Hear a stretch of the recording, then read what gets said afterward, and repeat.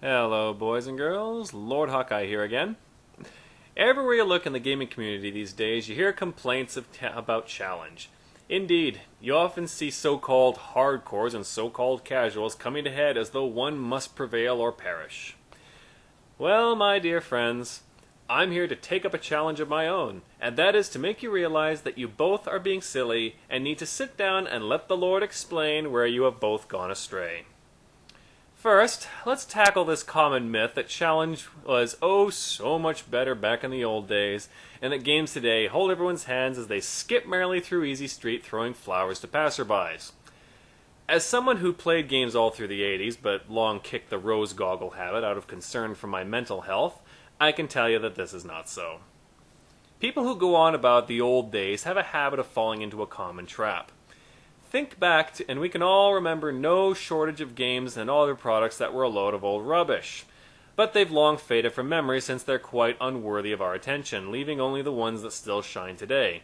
So, first of all, you need to be careful that you're not comparing the best of the old days to the average of today, since that obviously is not a fair comparison.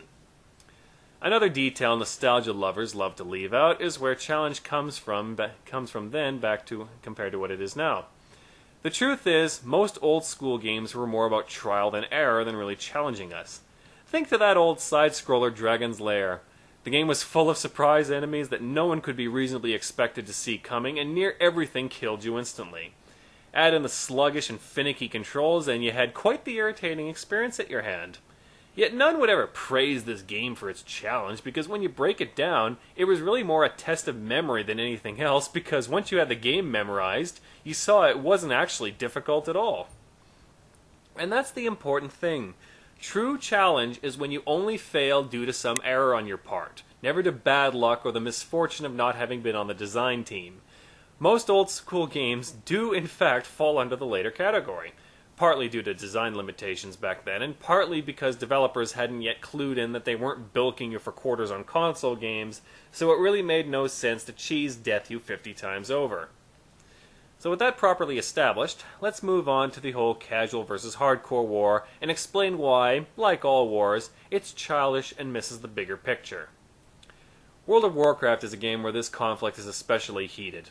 Hardcores will go on about how things were so much better in Burning Crusade, and how Lich King is too easy, and how Blizzard hates them, and how their gaming lives have been rendered meaningless. What I find hilarious is when I check the armory on most of these people, and what do I find? I find many of them have not defeated Algalon, even fewer have defeated Yogg-Saron on hard mode, many haven't even beaten the Lich King on hard mode, which gives me pause for thought to say the least. It's like complaining there's no milk while you're eating your dry cereal in front of a fridge full of milk, so obviously that's not your problem.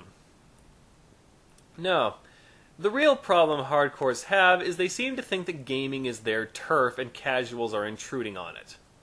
My friends, that is the inevitable consequence of gaming becoming more mainstream.